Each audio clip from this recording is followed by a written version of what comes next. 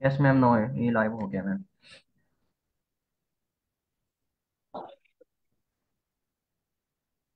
Is it live? Yes ma'am. Okay. अब signal issue आ गया उधर, कह रहे हैं waiting for live video signals.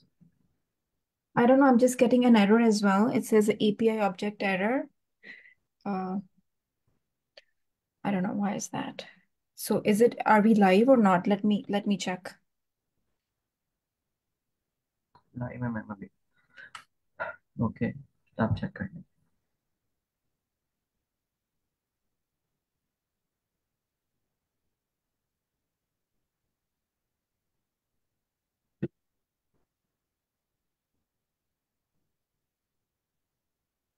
It says Usama Ghaffar.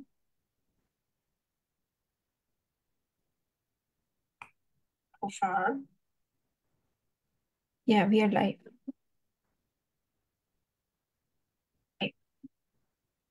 Yes ma'am. Yes ma'am. All right.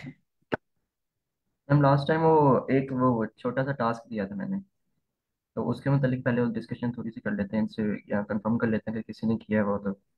Sure, we can do that, but I think so. We have only 6 people at the moment. So can we wait for another 5 minutes and then we can start? Because I remember last time our class ended um, around it's right now is in Pakistan is 7 a.m. in the morning. So let's wait another 5 minutes and then we can continue with it. Okay ma'am, sure.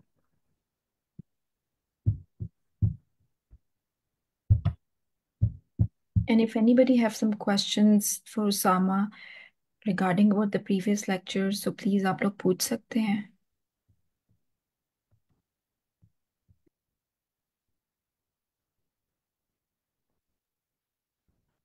And I think so हम 7:12 पे class पे शुरू करते हैं. Okay ma'am, okay.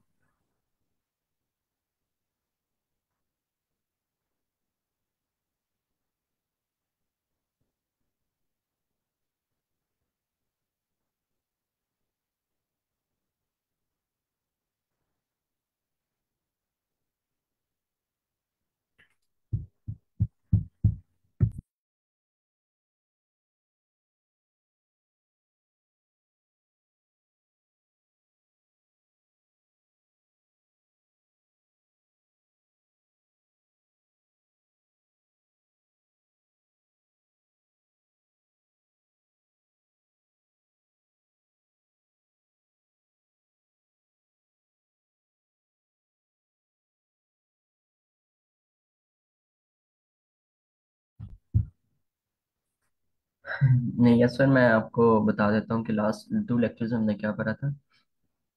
हमने असल में जब 2 लेक्चर्स हुए इससे पहले हमारे, तो उसमें हमने ये किया था कि मशीन लर्निंग पढ़ी थी कि मशीन लर्निंग होती क्या है, ये आर्टिफिशियल इंटेलिजेंस से किस तरह रिलेट करती है। मशीन लर्निंग की टाइप्स पढ़ी थी, सुपरवाइज्ड, अनसुपरवाइज्ड, रीइंफोर्समेंट लर्निंग और सेमी सुपरवाइज्ड लर्निंग। और इनको रियल टाइम एग्जांपल्स के साथ हमने समझने की कोशिश की थी। और फिर आगे सुपरवाइज्ड की भी टाइप्स पढ़ी थी और अनसुपरवाइज्ड की भी क्या टाइप्स थी आगे। अनसुपरवाइज्ड की 3 टाइप्स थी और सुपरवाइज्ड की 2 क्लासिफिकेशन एंड रिग्रेशन। क्लासिफिकेशन में डाटा हमारे पास 0 1 की फॉर्म में आता है, यहाँ तो ऑफ होता है या ऑन होता है, कैट है या डॉग है। एंड रिग्रेशन में हमने पढ़ा था कि डाटा कंटिन्यूसली चेंज होता है। उसके बाद हमने किया था कि उसके बाद हमने एक लीनियर रिग्रेशन का कंसेप्ट समझा था कि लीनियर रिग्रेशन के किस तरह वर्क करती है या इसके पीछे क्या फॉर्मूला वर्क करता है। और उसको समझने के बाद हमने एक मॉडल छोटा सा डिजाइन किया था अपने डाटा पे। मतलब कि पहले एरेज बनाए थे हमने खुद, उस पे मॉडल ट्रेन किया था हमने। ये किया था हमने लास्ट 2 लेक्चर्स में अभी तक। इसमें कुछ पूछना हो सर आपने?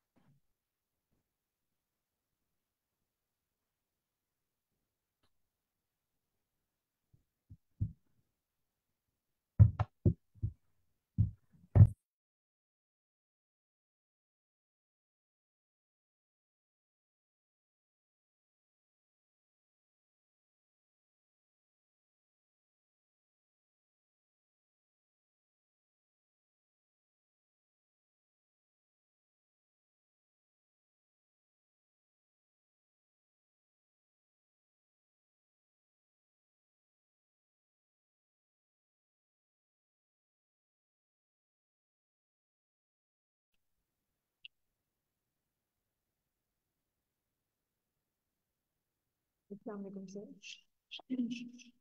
यस सर, आप कंटिन्यू करें। वालेकुम अस्सलाम। मैम हम कंटिन्यू करें फिर। Sir I think so, like अभी हमें स्टार्ट कर देना चाहिए, टाइम हो गया अच्छा खासा लगे।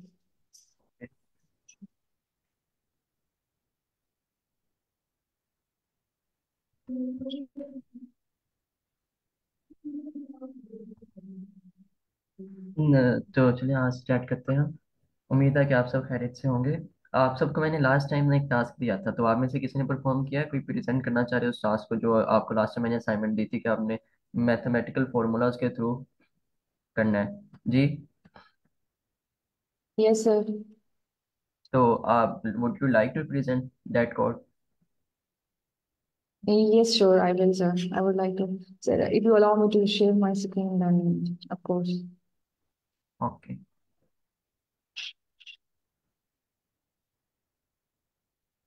मैम, आप इनको को होस्ट बना दें, वो स्क्रीन शेयर करनी है।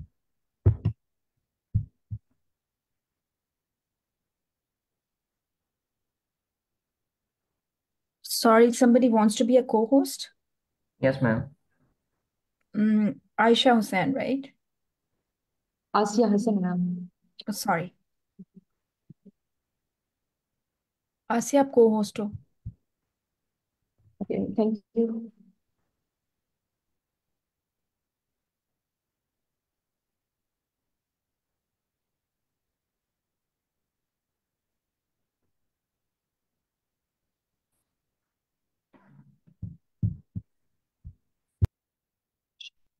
ओके, मेरी स्क्रीन विजिबल है sir? Yes ma'am. Okay, thank you so much. अच्छा, मैं वही चीज़ें जो एक्सप्लेन करूंगी, जैसे सर ने हमें पहले समझाया कि हमने बेसिकली एक मॉडल था, उसको हमने पहले एक मॉडल बनाया, फिर हमने उसको ट्रेन करवाया। और ये सारा कुछ तो लास्ट टाइम जैसे हमने पढ़ा था कि हम जब भी कोई मॉडल बनाते हैं तो उसके लिए हम मोस्टली जो है हम इस पे काम करते हैं, सॉरी, एरेज पे काम करते हैं। तो उस एरेज की लाइक हमें अगर हमें वहाँ पे जो एरेज हैं वहाँ पे अवेलेबल नहीं है, तो हम क्या कर सकते हैं, उनके लिए स्पेसिफिक एक लाइब्रेरी है नमपे के नाम से, उसको हम इंपोर्ट करवा सकते हैं। जैसे यहाँ पे मैंने फर्स्ट ऑफ ऑल लिखा हुआ था, वही जो हमें सबसे सबसे पहले सर ने समझाया था कि इंपोर्ट करनी है आपने नमपे एज एनपी। तो इसकी शॉर्ट फॉर्म जैसे हम यहाँ पे फर्दर यूज कर सकते हैं। क्या होगी, वो हमारी जो भी वहाँ पे डेटा होगा उसको क्या होगा, एज अ एरे में कन्वर्ट कर देगा और हम उस एरे को यूज करेंगे। तो हमने अपना डाटा सेट जो है, हमने वो लाइब्रेरी जो है वो इंपोर्ट की फर्स्ट ऑफ ऑल, फिर हमने अपने जो डाटा था उसको हमने डिफाइन कर दिया। अच्छा, जो एक चीज सर यहाँ पे जैसे हम आपने हमें यहाँ पे समझाया था कि हमें क्या है, एक एरे के अंदर फर्दर हमें इसकी एरेज चाहिए और टू डायमेंशनल डाटा जो है वो चाहिए लीनियर रिग्रेशन के लिए। तो बेसिकली जो वो था वो सर इस केस में वो इम्प्लीमेंट नहीं हो रहा था, क्योंकि अगर मैंने उसकी अगर सिंगल सिंगल यहाँ पे मैंने एक और एरे बनाती थी, तो सर यहाँ पे इसका आंसर जो था वो गलत होता था, मतलब कि रॉन्ग आंसर आता था। तो भाई जब यस हम मैम। इसको एज अ सिंपल, ये सर मुझे से आपने बताया था कि वो स्पेसिफिक बेसिकली जब हम मॉडल्स में वो करते हैं तो हमें टू डायमेंशनल डाटा जो होता है वो चाहिए होता है, आई थिंक वो उन पर इम्प्लीमेंट होता था। तो यहाँ पे जो सिंपल, फिर हमने क्या किया, वो हमने दो ऑफ कोर्स जो एरेज थी वो ले ली, और ये वन बाय वन लाइक इस तरह से ही मतलब रीड करती हैं। ओके, यहाँ पे फिर हमने उसका सबसे पहले जो फार्मूला था, सर मैं फार्मूला बता दूं, मतलब एक यस बार, यस क्योंकि मैम, यहाँ पे एक मैंने सब हुआ। आप बताना चाह रही हैं तो बता दें। हाँ जी, हमारे पास वो एक फार्मूला था जिसमें हमारे हम कहते हैं कि हमारे पास एक वेरिएबल y होता है, is equal to m x plus c होता है। तो बेसिकली फिर हमने m को भी डिफाइन किया, वो वहाँ पे जो कि जिसको हम स्लोप कह रहे थे, वहाँ पे हम कहते हैं कि वो उसकी जो वैल्यू होती है वो बेसिकली सिग्मा होती है, सॉरी समेशन होती है, जिसको हम इसमें क्या करते हैं, सारी वैल्यूज को ऐड कर लेते हैं वो। फिर एक्स यहाँ से ऐसे यहाँ पे ये चीज लिखी हुई है, जो डॉट सम का फंक्शन है यहाँ पे वो बेसिकली उस समेशन का काम कर रहा है। और यहाँ पे हम क्या है, एक्स माइनस एक्स मीन यहाँ पे वो बेसिकली फॉर्मूले में एक्स बार होता है, तो हम उसको यहाँ पे एक्स बार का मतलब यही होता है कि आप उसका मीन ले रहे हैं, फिर हम उसको मल्टीप्लाई करवा देते हैं वाई माइनस वाई, वही बार वाला फॉर्मूला। तो ये, और उसके बाद फिर वो उसको हम जब एक, अच्छा ये फिर जो ये अब मैं एम को डिफाइन कर रही हूँ, नॉर्मली जो वैसे फार्मूला है वो क्या है, अच्छा इसको मैं एनोटेट कर सकती हूँ, बेस्ट वे ये है ताकि वो रिवाइज थोड़ा सा हो जाए। तो बेसिकली जो मेरे पास फार्मूला है, क्योंकि हमने लास्ट टाइम जो किया था वो हमने किया था मॉडल को यूज, उसको सॉरी, हमने एसके लाइब्रेरीज जो थी वो यूटिलाइज की थी, लीनियर रिग्रेशन की मॉडल की, तो उसके जरिए हमने इसको वो किया था। लेकिन इस केस में क्या था, आपने लाइक जो असाइनमेंट दी थी वो था कि हमें इस फार्मूले के अकॉर्डिंग जो है वो चलना है। तो यहाँ पे एम एक्स है और ये प्लस सी है। तो यहाँ पे जो दो हैं वो ऑफ कोर्स हम एक बेसिकली ग्राफ को स्टडी कर रहे हैं, तो इसमें हमारे ग्राफ में हमें पता है हमें पास वाई वाई और एक्स एक्सिस होता है। तो ये उन दोनों की वैल्यूज को जो है हमने लेना होता है। यहाँ पर जो एम है हमारे पास वो उसकी स्लोप होती है या वो पॉइंट होता है जहाँ पे ये मीट कर रहे हो। सी जो है वो इंटरसेप्ट होता है। अच्छा, फिर हमने इसी फार्मूला को जो है यहाँ पे अप्लाई किया हुआ है। अब यहाँ पे मैं सबको बता सकती हूँ कि मेरे पास एक्स में क्या वैल्यूज हैं, वाई में क्या वैल्यूज हैं। फिर मैंने क्या करना है, अब मेरे पास ऑफ कोर्स वो एक ग्राफ है तो उसमें एक वैल्यू तो होगी नहीं, उसमें वो क्या होगा, वो यहाँ पे भी लाइक मल्टीपल वैल्यूज होंगी, लाइक इस तरह से लाइक डिफरेंट वैल्यूज, और यहाँ पे भी वो मल्टीपल वैल्यूज होंगी। तो वो सारी वो मल्टीपल वैल्यूज जो है वो मैंने यहाँ पे लिखी है। अब मेरा काम क्या है, अब फिर जो है, अब ये तुम्हें पता है y क्या हो जाएगा, x क्या है बेसिकली, लेकिन ये है कि अब मुझे वैसे पॉइंट तो वो एक ही लाइक स्पेसिफिक पॉइंट पे मैं जाके ये लीनियर रिग्रेशन जो है ये इसकी फाइंड आउट करनी है। अब सबसे पहले मुझे ये पता नहीं, ये नहीं पता कि यहाँ पे m क्या है और c क्या है, इनके लिए भी फिर अलग से फार्मूलाज हैं जो कि लाइक मेरे लिए थोड़ा सा टफ हो रहा है इसको ये एनोटेट करना। तो वो फार्मूलाज हमने वैसे प्रीवियस लेक्चर में जो था वो देख लिया था, उसी को फर्दर जो है यहाँ पे ये मैंने एलैबोरेट किया हुआ है वो मैं आपको बता देती हूँ। अच्छा, यहाँ पे सबसे पहले इस फार्मूला को कंप्लीट करने के लिए मुझे क्या चाहिए, मुझे m चाहिए, x चाहिए और c चाहिए। अच्छा, x तो मेरे पास ये वैल्यूज हैं पड़ी, अब m जो है वो मैंने फाइंड आउट करना है। तो m का फार्मूला मैं आपको फिर से ऐसे ओरली बता रही हूँ कि m जो होता है वो समेशन x माइनस एक्स बार, और ये जो फार्मूला हो गया। अच्छा, ये यहाँ पे वो सम की जगह समेशन है वो x माइनस एक्स, मीन का मतलब वही x बार है, इसको हमने मल्टीप्लाई किया है y माइनस वाई बार के साथ। फिर हमारा इस तरह से हम इसी वैल्यू को हम क्या कर देते हैं, डिवाइड कर देते हैं, जो हमारे पास ये नीचे वैल्यू दी हुई है। यहाँ पे भी क्या है, वो समेशन है, मतलब हमने सबका एडिशन लेना है एट द एंड। और यहाँ पे हमारे पास क्या है, x माइनस एक्स बार, और ओवरऑल इस होल का क्या है हमारे पास, यहाँ पे हमने स्क्वायर ले लेना है। तो ये हमारे पास डिनोमिनेटर में एक वैल्यू है। अब ये उसको हमने फिर क्या किया, उसी न्यूमिनेटर और डिनोमिनेटर को हमने क्या किया, डिवाइड कर दिया, तो हमारे पास क्या आ गया, m की वैल्यू आ गई। ठीक हो गया। अब यहाँ पे नीचे देखें तो हमारे पास हमने c है, हम c कैसे फाइंड आउट कर सकते हैं, ये इंटरसेप्ट होता है, इसकी भी एक स्पेसिफिक वैल्यू। यहाँ पे हमने क्या है वो यहाँ पे y जो है वो बार में है, जिसको हमने y मीन कह सकते हैं। फिर हमने उसमें से क्या किया, माइनस करना है हमने, माइनस m इंटू एक्स बार। ठीक हो गया। अब m हम ऑलरेडी यहाँ पे फाइंड आउट कर चुके हैं, ये वाला वही m की वैल्यू हमने यहाँ पुट कर देनी है, और x जो हमारे पास मेन वैल्यू होगी वो पुट कर देनी है। हमारे पास c भी आ गया, हमारे पास m भी हो गया, अब c भी हो गया, और हमारे पास x भी है पड़ा, और अब हमारे पास y भी है पड़ा। तो अभी हमारे पास ये मतलब अब फार्मूले में हमारे पास सारी चीजें जो हैं अवेलेबल हो गई हैं। अच्छा, यहाँ पे जो बेसिकली मैंने मीन किस से निकाला है, ये बेसिकली जो पाइथन की इनबिल्ट लाइब्रेरी है मीन की, वो यहाँ पे सॉरी ये फंक्शन है, इनबिल्ट फंक्शन जो है मीन का, वो फंक्शन यूज किया उसने, ऑटोमेटिकली मुझे एक्स का मीन निकाल के दे दिया है। इस तरह से जो ऑटोमेटिक ये मीन का फंक्शन था ये अप्लाई किया है पाइथन का, तो इसने मुझे यहाँ से ये फाइंड आउट करके दे दिया है। इस तरह से यहाँ पे समेशन, मुझे इनको ओवरऑल जो सम मैंने निकालना था वो मुझे उसके लिए अलग से फॉर्मूला नहीं अप्लाई करना पड़ा, उसके लिए भी वो मतलब समेशन निकालने के लिए वो डॉट सम का फंक्शन था वो अप्लाई किया यहाँ भी। और ये सिंपल जो मैथमेटिकल स्टेप होता है डिवीजन का, न्यूमरेटर डिवाइड बाय डिनोमिनेटर, वो कर दिया, और यहाँ पे हमने उसी को माइनस और मल्टीप्लाई करके वो हमने कंप्लीट कर लिया। अच्छा, फिर हमने अभी हमने जो फंक्शन था, अच्छा एक और चीज हमने मतलब कि लास्ट टाइम जो हमने प्रिडिक्ट का फंक्शन था वो हमने मॉडल डॉट प्रिडिक्ट का फंक्शन पढ़ा था।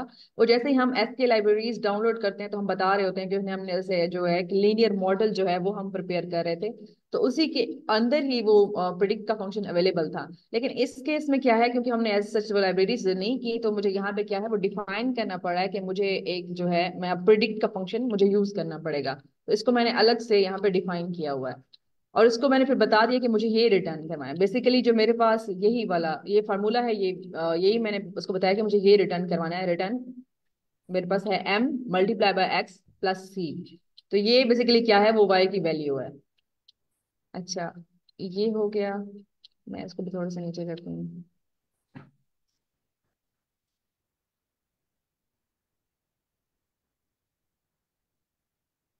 अच्छा, फिर हमने वो भी उसको वो जो प्रिडिक्ट का फंक्शन हमने डिफाइन कर लिया। फिर हमने क्या किया, हमारे पास अब जो बेसिकली जो मैं चीज टेस्ट करवाना चाह रही हूँ, ठीक है, अब ये जो वैल्यूज हैं ये मेरी क्या है, वो एक्स एक्सिस पे पड़ी हुई हैं। 12 और 13। अब मुझे नहीं पता कि इसमें बेसिकली जो वाई एक्सिस स्पेस के अकॉर्डिंग कौन सी वैल्यूज आएंगी, वो चीज जो है वो मुझे नहीं पता। तो यहाँ पे मैंने क्या किया, अब ये मेरा टेस्ट केस है, ये मेरी वो एरे है जो कि समझे, ये जो मैंने यहाँ पे एक्स के नाम से दी हुई थी वो है। अब मैंने वाई को क्या करना है, प्रिडिक्ट करवाना है। तो वो मैंने एक मतलब वेरिएबल दिया प्रेड वाई के नाम से, और उसको हमने वही जो मैंने प्रिडिक्ट फंक्शन यहाँ पे अप्लाई किया तो डायरेक्टली इस पे अप्लाई कर दिया। प्रिडिक्ट करना है मैंने किसको, टेस्ट को। ये टेस्ट केस जो है मेरा, उसको प्रिडिक्ट किया तो उसने ऑटोमेटिकली, और उसको बाद मैंने क्या किया, उसी अब मेरे पास यहाँ पे मैं इसको प्रिडिक्ट का फंक्शन यहाँ पे अप्लाई हो गया, और मैंने अपने इस वेरिएबल को जिसमें ये वैल्यू स्टोर हो गई है प्रिडिक्टेड, उसको मैंने प्रिंट करवा लिया। तो जब मैं इसको रन करती हूँ तो वो मुझे आंसर दे सकता है। अच्छा, यहाँ पे एक तो ये प्रिडिक्ट से हो गया, मतलब प्रिंट करवा के। दूसरा हम ये भी इस तरह से भी करवा सकते हैं कि अगर हम प्रिडिक्ट ना करवाएं, अगर मैं दोबारा से जस्ट यही फार्मूला यहाँ पे मैंने इसको कमेंट किया किया था कि इस तरह से हम डायरेक्टली भी कर सकते हैं। अब वहां पे मैंने क्या करना है, यहाँ पे एक्स की जगह पे मैंने टेस्ट वाली वैल्यूज डायरेक्टली अगर मैं ले लूं तो यहाँ से ये भी डायरेक्टली हो जाएगा। मतलब कि अगर मैं प्रोडिक्ट का फंक्शन यहाँ पे यूज नहीं करना चाहती, इसको भी मैं कमेंट करके दिखाती हूँ कि मैं डायरेक्टली, क्योंकि मेरे पास एक जो फार्मूला है, अगर मैं जस्ट फार्मूला वहां पे डिफाइन कर दूं तो ये इस तरह से भी हो जाएगा। क्योंकि मेरे पास एम जो है वो मैं कैलकुलेट कर चुकी हूँ ऑलरेडी, सी भी कर चुकी हूँ। यहाँ पे जस्ट क्या है, आपकी टेस्ट की वैल्यूज जो है वो डिफरेंट हो गई हैं, तो डायरेक्टली ये इस तरह से भी प्रिडिक्ट हो जाएगा।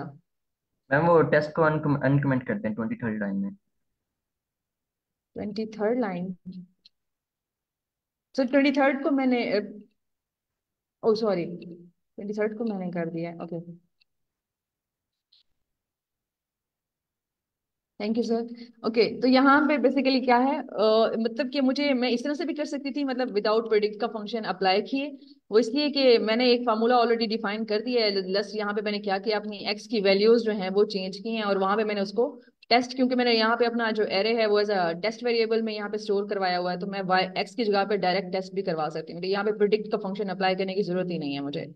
एक इस तरह से भी हो सकता है, और एक इस तरह से भी कि हम प्रिडिक्ट का फंक्शन करें और हम जो है यहाँ पे फार्मूला ना लगाएं, वैसे हमने ऑलरेडी ऊपर जो है उसको बताया हुआ है कि हमारे पास फार्मूला क्या है। तो हम इस तरह से भी कर सकते हैं। तो दो वेज हैं इसको सॉल्व करने के। तो आई होप के मतलब कि मैंने अच्छे से कन्वे किया होगा। किसी का कोई क्वेश्चन है तो आप लोग इस हवाले से पूछ सकते हैं।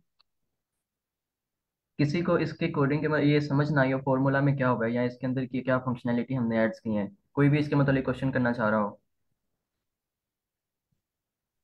हाँ, मेरा आज फर्स्ट सेशन है तो मुझे नहीं इतना क्लियर मिल रहा। आप हम्म, आपका फर्स्ट सेशन है फिर तो ये डिफिकल्ट होगा ना आपके लिए, मतलब कि लास्ट लेक्चर में इसके हमने बेसिक की थी। इसमें हम डाटा एनालिसिस वगैरह यूज कर रहे हैं। सामा नो। थोड़ा सा 10 मिनट्स का क्विक रिव्यू दे दो। मुझे लगता है यहाँ पे दो तीन स्टूडेंट्स हैं जिन्होंने लास्ट सेशन मिस किया था, तो उनको थोड़ा give a little bit an idea like how we are working. Ma'am again model पे इनको दोबारा आइडिया दे दूं या जो लास्ट फर्स्ट 2 लेक्चर्स में बेसिक करी थी, फर्स्ट मतलब कि टू लेक्चर्स सुपरवाइज अनसुपरवाइज क्या होता जो हमने जो फर्स्ट टू लेक्चर्स थे उनका थोड़ा सा बता दो, 15 मिनट्स का क्विक रन डाउन कि हमने किस तरीके से हमने चीज़ों को इस्तेमाल करना है और क्या है, तो थोड़ा इनको आइडिया हो जाएगा कि how we are moving forward. और फिर लाइब्रेरीज का बता दो और कहाँ से जो है वो रिसोर्सेज हैं। बेसिकली आप W3 स्कूल से नमपाई की जो लाइब्रेरीज हैं उसको कैसे यूज कर सकते हैं, तो वो आप वहाँ पे चेक कर सकते हैं। So है। just okay ma'am. give a brief idea. They have a better understanding, and then they can watch the today's sessions. And probably, I don't think so. We have the previous sessions, but yeah. Okay ma'am, no problem with me. Sir मैं अपनी screen stop कर दूं अभी? Yes sir ma'am, आज से आपने बहुत अच्छा डिफाइन किया है, दैट्स रियली ऑसम। ओके, इसमें थैंक यू आपका सो हार्डवर्क मच। नजर आता है, that's very good. Yes thank you so ma'am, much. Thank you. Thank you so much ma'am.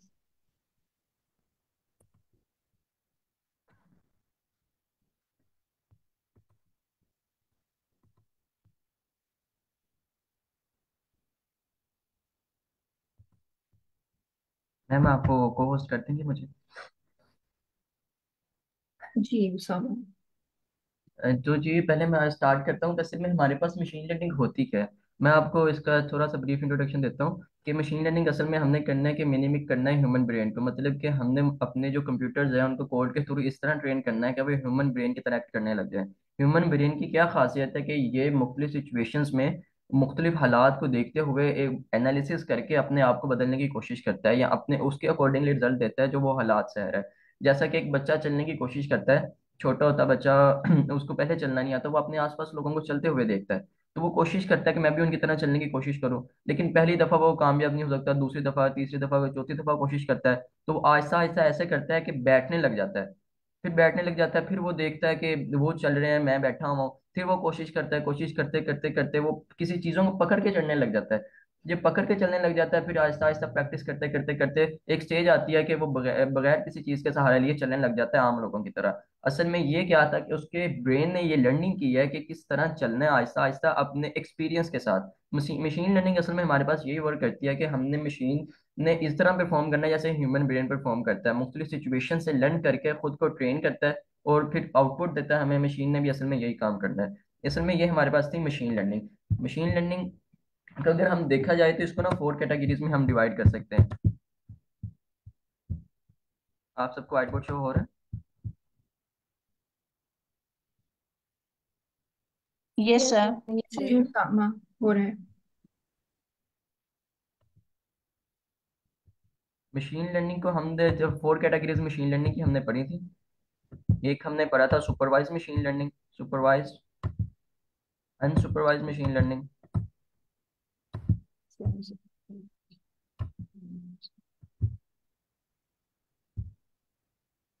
री इन्फोर्समेंट लर्निंग,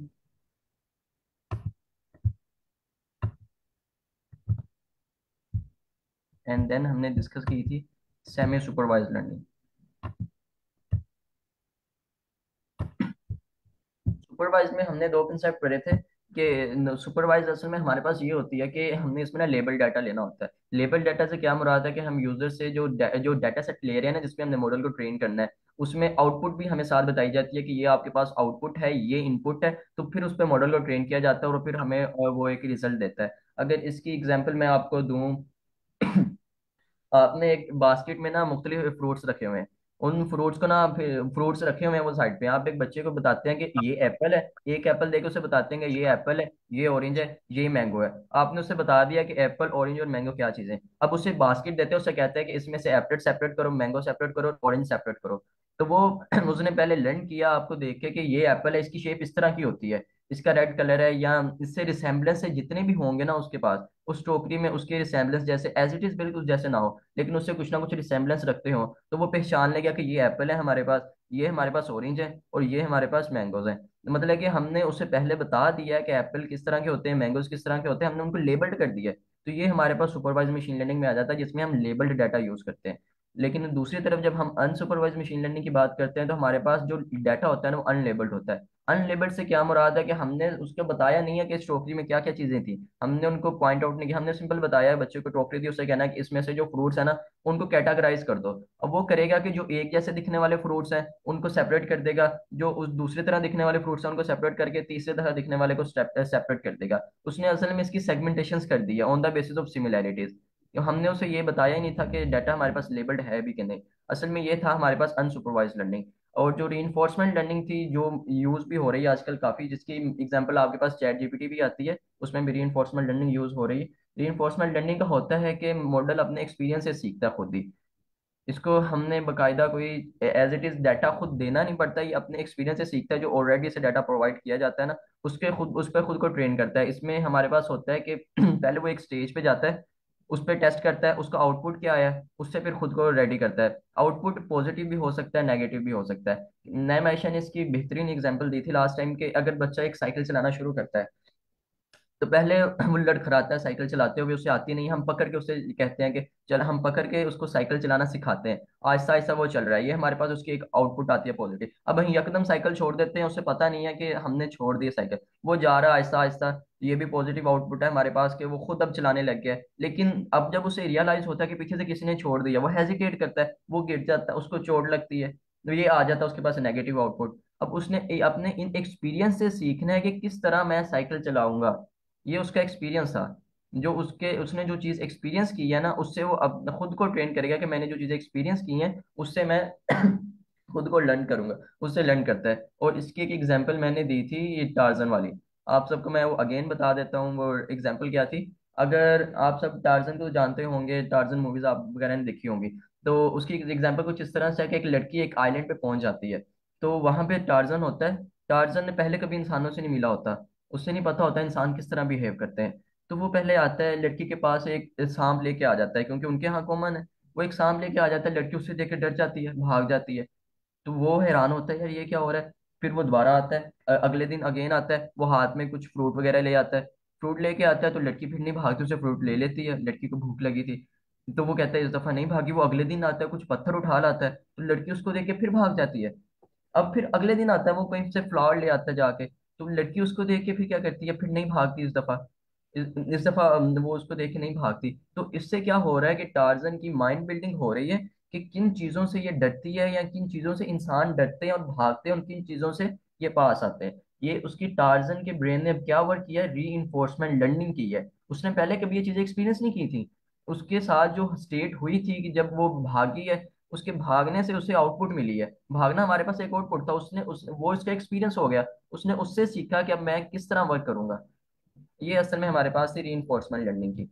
और हमारे पास सेमी सुपरवाइज लर्निंग थी, ये थी कि हमने इसमें लेबल डाटा भी लेना होता है और कुछ अमाउंट में अनलेबल्ड भी लेना होता है। असल में जो सेमी सुपरवाइज है, हमारे पास सुपरवाइज और अनसुपरवाइज का कंसेप्ट होता है। इसमें इसकी एग्जांपल कुछ इस तरह से आप रख लें कि अगर बास्केट में फ्रूट्स है ना, तीन कैटेगराइज के, तो हमने ये कर दिया कि एप्पल को लेबल्ड कर दिया कि ये वाले एप्पल हैं, और बाकी जो मैंगोज है और ऑरेंज को अनलेबल्ड रखा हुआ है। हम उस बच्चे को कहेंगे कि इनमें से ना एप्पल सेपरेट कर दो, तो वो एप्पल सेपरेट कर देगा। बाकी पीछे ऑरेंज और मैंगो रह गए ना, अब उनको सेपरेट किस तरह करेगा, उनको उनकी फिर सेगमेंटेशन करेगा हमारे पास, उनकी बेसिस पे, सिमिलैरिटी बेसिस पे उनकी क्लासिफिकेशन करेगा कि ऑरेंज जैसे दिखने वाले सेपरेट कर देगा और मैंगो जैसे दिखने वाले सेपरेट कर देगा।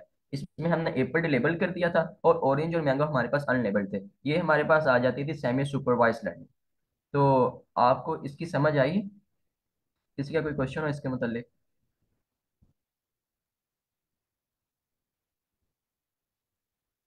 फिर आगे नो हाँ, सर।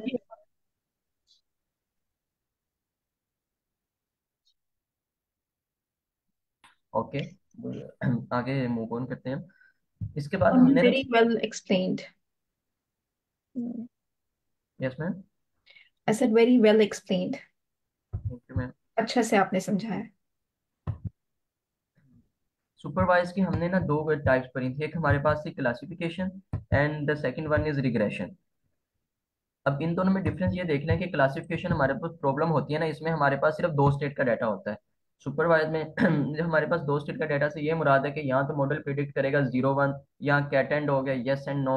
ये दो चीजें हमारे पास मॉडल प्रिडिक्ट करेगा। असल में ये हमारे पास आ जाती है क्लासिफिकेशन प्रॉब्लम, जिसमें हमारे पास सिर्फ दो स्टेट होती है, या तो ऑन है या ऑफ है। डाटा कंटिन्यूसली, आउटपुट हमारे पास कंटिन्यूसली चेंज नहीं हो रही होती। आउटपुट की दो ही पॉसिबिलिटीज हैं, ये दो ही आएंगी, इसके अलावा आउटपुट नहीं आ सकती। लेकिन रिग्रेशन प्रॉब्लम है हमारे पास, जो कंटिन्यूसली आउटपुट चेंज हो रही होती है। हमें नहीं पता होता कि आउटपुट है क्या या किस तरह की आनी है, कंटिन्यूसली डाटा इसका चेंज हो रहा होता है। रिग्रेशन प्रॉब्लम में, ये क्लासिफिकेशन प्रॉब्लम में तो आपके पास कैट एंड डॉग की एग्जांपल आ जाएंगी, वो बेस्ट एग्जांपल है इसमें क्लासिफिकेशन के लिए, कि मॉडल हमारा प्रिडिक्ट करेगा ये कैट है या डॉग है। तो रिग्रेशन प्रॉब्लम में जो थी ना, आज हम जो करेंगे ना काम, वो आपको रिग्रेशन प्रॉब्लम के मतलब गाइड करूंगा अगर हमारे पास टाइम बचा। आज हमने असल में एक रियल टाइम डाटा पे काम करना है, हाउस प्राइस प्रिडिक्शन का। उसका डाटा सेट मैंने डाउनलोड करके रखा हुआ है। तो हम उस पर अपने मॉडल का ट्रेन करेंगे, उसके साथ प्रिडिक्शंस निकालने की कोशिश करेंगे। तो वो असल में वो हमारे पास होगा रिग्रेशन प्रॉब्लम के, हमारे पास डाटा, नंबर ऑफ बेडरूम्स अगर एक जगह पे चेंज है, मतलब कि एक घर में 3 बेडरूम है उसका रेट और होगा, किसी घर में 4 बेडरूम है साथ 2 बाथरूम भी है उसका रेट और होगा, किसी घर में 2 कमरे हैं 3 बाथरूम है तो उसका रेट और होगा। इसलिए डाटा कंटिन्यूसली चेंज हो रहा होता है हमारे पास रिग्रेशन में। लेकिन क्लासिफिकेशन में पॉसिबिलिटीज ही दो है, या तो 0 या 1। अनसुपरवाइज लर्निंग के हमने डिस्कस किया था कि इसकी दो टाइप्स हैं, एक तो क्लस्टरिंग होती है हमारे पास, एक डायमेंशनल रिडक्शन होती है। मैम वो थर्ड टाइप जो लास्ट टाइम मैम आयशा ने डिस्कस की थी, वो हम बाद में डिस्कस कर लेंगे डाटा माइनिंग के मुतालिक। अभी बेसिक में आई डोंट थिंक सो कि वो बता दें। अनसुपरवाइज में हमारे पास जो थी, बेसिकली अभी दो टाइप्स आपने डिस्कस करनी है इसमें। अनसुपरवाइज में हमारे पास एक क्लस्टरिंग थी हमारे पास, और एक the second one is dimensional reduction. Clustering में ये होता है कि हमने उसको सेगमेंटेशन कर देना, हमने क्लस्टरिंग में उसको डिवाइड कर देना। अनसुपरवाइज लर्निंग में हमने हमारे पास जो डाटा होगा ना, अनलेबल्ड होगा, हमने उसके मुख्तलिफ क्लस्टर्स बना देने on the basis of similarities. और इसकी एग्जांपल मैं कुछ इस तरह से दूंगा कि अगर आप किसी मॉल में जाते हैं, या वहाँ प्राइस बेसिस पे ना कैटेगराइज किया होता है प्रोडक्ट्स को। मतलब कि एक शेफ है ना आपका पूरा, ये पूरा कैबिन आपका $100 में जो चीजें हैं वो सारी इस कैबिन में होंगी। इसमें सूट्स भी हो सकते हैं, शूज भी हो सकते हैं, मेकअप भी हो सकता है, कुछ भी हो सकता है। लेकिन उनकी सिमिलैरिटी क्या है कि उनका रेट सिमिलर है, तो उनको एक कैबिन में रख दिया हमने ये इसमें क्लस्टरिंग में। और दूसरे कैबिन में $200 वाली चीजें रख दी हैं, और तीसरे कैबिन में हमने $300 वाली चीजें रख दी हैं। डेट्स इट, ये हमारे पास आ जाएगी क्लस्टरिंग में। डायमेंशनल रिडक्शन में हम, ये डायमेंशनल रिडक्शन असल में होता है क्या है कि हमने डाटा सेट है ना, होल डाटा सेट है हमारे पास, कोई 10,000 लाइन्स का या 20,000 लाइन्स का, उसमें से हमने सिर्फ 5,000 लाइन्स हमें चाहिए, हमने बाकी लाइन्स यूज नहीं करने। क्योंकि आपको ये मैं चीज बताता चलूँ कि जैसे जैसे हमारा डाटा सेट इंक्रीज होता जाएगा, मॉडल की एक्यूरेसी इंक्रीज होती जाएगी। और जैसे जैसे मॉडल की एक्यूरेसी इंक्रीज होगी, मॉडल हमारे पास अंडर फिटिंग ओवरफिट होता जाएगा। और जैसे जैसे मॉडल ओवरफिट होगा तो हमें वो डाटा सही नहीं देगा। तो इसलिए हम डायमेंशन रिडक्शन यूज करते हैं कि जब अगर हमारा मॉडल ओवरफिट हो जाता है, तो अनसुपरवाइज लर्निंग में हम डायमेंशन रिडक्शन यूज करके ना डाटा सेट की अमाउंट कम कर देते हैं। हम डायरेक्ट डाटा सेट से जाके डिलीट तो नहीं करेंगे, डायमेंशन रिडक्शन का बस यूज करके उसके डाटा सेट को ना, उसकी अमाउंट थोड़ी सी कम कर देंगे ताकि हमारे पास मॉडल ओवरफिट ना हो जाए। अब ये ओवरफिटिंग और अंडरफिटिंग क्या होता है, इसको कुछ इस तरह से समझ लें आप, कि जब हमने मॉडल ट्रेन किया है, ये ओवरफिटिंग में आ जाता है, एंड ये आ जाता है हमारे पास अंडरफिटिंग। जब हमने एक मॉडल ट्रेन किया ना हमारे पास तो वो हमारे पास ट्रेनिंग डाटा पे तो बिल्कुल एक एक्यूरेट वर्क कर रहा है, मतलब कि उसकी एक्यूरेसी भी अच्छी है। लेकिन जब हम उसे बाहर से कोई अपना डाटा देते हैं, मॉडल को कहते हैं कि इसको प्रिडिक्ट करने की कोशिश करो, तो उसके पास वो प्रिडिक्ट नहीं कर पाता। क्योंकि वो मॉडल ये इस तरह होता है कि मॉडल ने रट्टा मार लिया उन चीजों को जो हमने उसे बताई है ना, जिस डाटा पे उसको ट्रेन किया है, उसने उन चीजों को रट्टा मार लिया। जब हम अगेन उससे अगर वही चीज पूछेंगे तो वो हमें बता देगा, लेकिन अगर उससे थोड़ा सा घुमा के पूछेंगे ना, वो हमें नहीं बताएगा। इसकी बेस्ट एग्जांपल आप इस तरह से ले लें कि अगर मॉडल ट्रेन हुआ है हमारा 2x3 पे, आंसर वो हमें, हमने उसको बताया कि 6 आंसर है यहाँ पे। और एक मिनट,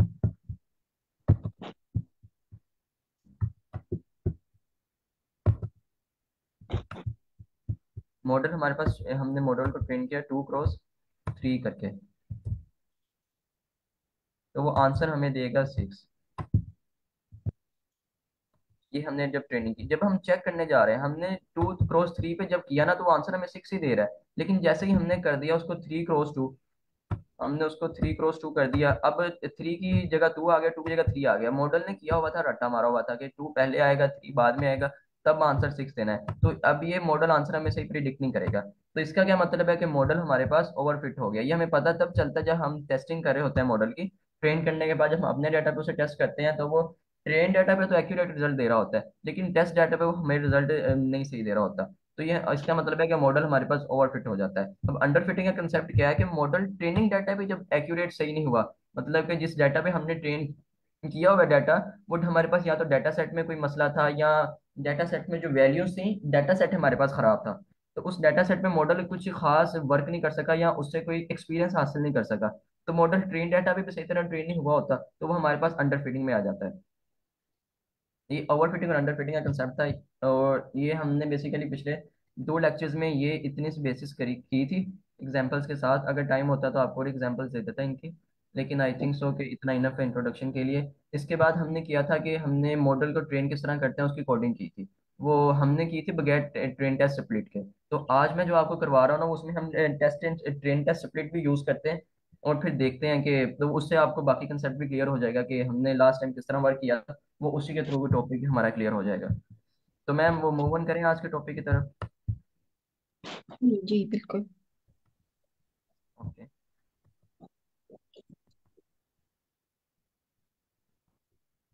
किसी का कोई क्वेश्चन हो, किसी को कुछ ना समझ लगी हो, या कुछ पूछना हो किसी ने। नो सर, जो आज न्यू है आज क्लास में प्लीज पार्टिसिपेट करें। अगर कोई चीज क्लियर नहीं है तो डू आस्क।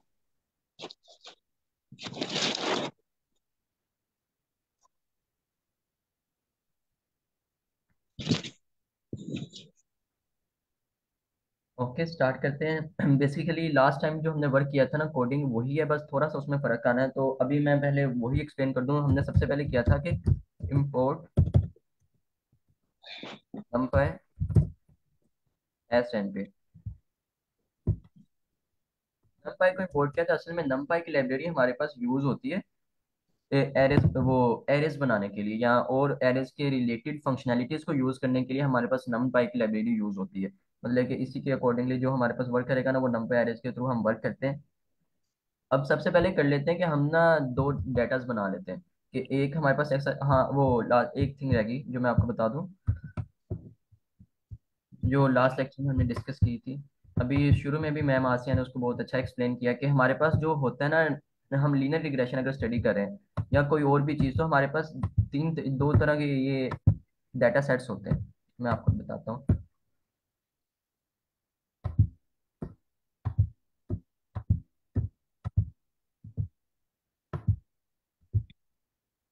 MX+C, असल में हमारे पास ना जब हम कभी कोई भी डाटा लेते हैं, हम सुपरवाइज को डिस्कस कर रहे हैं, तो हमारे पास y की वैल्यू भी हमें दी होगी मॉडल ट्रेन करते हुए, और x की वैल्यू भी दी होगी। हमारा मॉडल जो ट्रेन होगा ना, x और y की वैल्यूज पे ट्रेन होगा। x इससे मुराद है कि x के डाटा पॉइंट्स, मतलब कि x में जो पॉइंट्स आते हैं हमारे पास, और y से मुराद है y के डाटा पॉइंट। अब डाटा पॉइंट से क्या मुराद है, ये आपको ग्राफ से शो होगा अच्छे से कि एक ग्राफ होता है, उसमें मुख्तलिफ वैल्यूज होती हैं। एक वैल्यू यहाँ है हमारे पास, एक वैल्यू यहाँ पे आ जाती है, एक वैल्यू यहाँ पे आ जाती है। एक्स के लॉन्ग वैल्यूज हमने तीन वैल्यूज ली हैं एक्स के लॉन्ग। इसका क्या मतलब है कि एक्स के डाटा पॉइंट्स हैं, ये जो तीनों वैल्यूज हैं ये एक्स के डाटा पॉइंट्स हैं।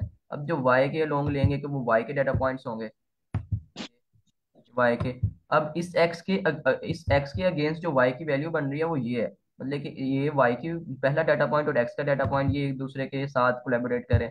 अब जब एक्स की वैल्यू वन होगी तो दूसरी साइड पे वाई की वो वाली वैल्यू वन आनी चाहिए मॉडल में हमारे पास, और जब इधर एक्स की वैल्यू ये टू होगी तो मॉडल में हमारे पास वाई की वो वैल्यू टू आनी चाहिए। मतलब कि आपस में कोलैबोरेट करें। और फिर इसी लाइंस को पास करते हुए हम ना एक बेस्ट फिट लाइन ड्रॉ करते हैं जो इन पॉइंट से गुजरी होती है। असल में ये हमारे पास लाइन क्या है, ये हम लाइन हमारे पास वो स्लोप है जो हमने ऊपर एम बनाया हुआ है। जो एम है ना हमारे पास फॉर्मूला में, वो ये स्लोप है। ये जो लाइन है ना हमारे पास जिसपे डाटा पॉइंट्स एक दूसरे से मिल रहे हैं, ये लाइन हमारे पास स्लोप है। और ये जो लास्ट पे इंटरसेप्ट है, ये असल में हमारे पास वो पॉइंट्स हैं जिसपे ये डाटा सेट के साथ लाइन मिलती है। मतलब कि एक ये पॉइंट हमारे पास हो गया जिसपे एक्स और वाई मिल रहे हैं, वो पॉइंट्स है हमारे पास, और दूसरा ये पॉइंट हो गया हमारे पास। तो ये हमारे पास ये एम स्लोप है और सी हमारे पास इंटरसेप्ट है। ये हमने डिस्कस किया था लास्ट टाइम। तो हमने जब भी मॉडल ट्रेन करना है सुपरवाइज मशीन लर्निंग में खास तौर पर, तो हमें एक्स और वाई दो तरह के डाटा सेट्स लेने पड़ेंगे, मतलब कि दो तरह के डाटा पॉइंट्स लेने पड़ेंगे ताकि हमारा मॉडल प्रिडिक्शन कर सके। तो अब ओके। कोड की तरफ मूव ऑन करते हैं। और ये बनाना इसको लीनियर रिग्रेशन कहते हैं। Yes ma'am, exactly. Exact. Okay.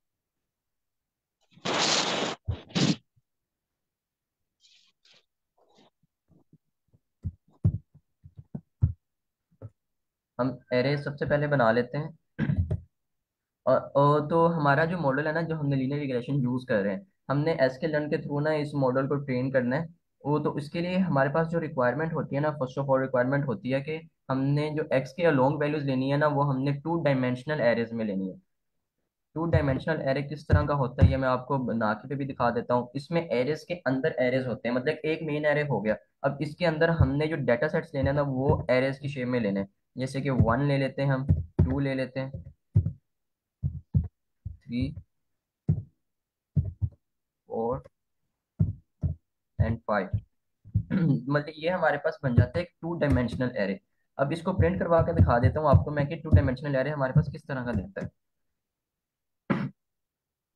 ये आ जाता है हमारे पास एक टू डायमेंशनल एरे, ये इस तरह से हमारे पास दिखता है। हमारे पास ये रिक्वायरमेंट है कि हमारे पास किसी तरह का भी डाटा हो, हमने एक्स वाली वैल्यूज हमेशा लेनी ही टू डायमेंशनल में है। वो जो लास्ट टाइम जो मैम आसिया ने आपको कोड दिखाया था, वो असल में हम फॉर्मूलाज के थ्रू डायरेक्ट कर रहे थे। उसमें लाइब्रेरीज का चक्कर नहीं था, इसमें उसमें हमने वन डायमेंशनल ही यूज करना था। उसमें इसीलिए वन उसमें टू डायमेंशनल हमारे पास लग भी नहीं सकता। लेकिन यहाँ लाइब्रेरी वर्क कर रही है, लाइब्रेरी की रिक्वायरमेंट है कि उसने टू डायमेंशनल एरे लेना है हमारे पास। तो वो टू डायमेंशनल एरे पे ही वर्क करेगी, वन डायमेंशनल एरे पे वर्क नहीं करती।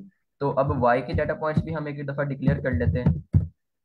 तो वाई के हमारे पास डाटा पॉइंट्स क्या आ जाते हैं, और वाई हमने वन डायमेंशनल ही लेना है। जो हमारे पास सिर्फ एक्स था, हमें वो रिक्वायरमेंट थी कि हमने टू डायमेंशनल लेना था, लेकिन वाई हमारे पास वन डायमेंशनल ही आएगा। Six, seven, eight, nine and ten.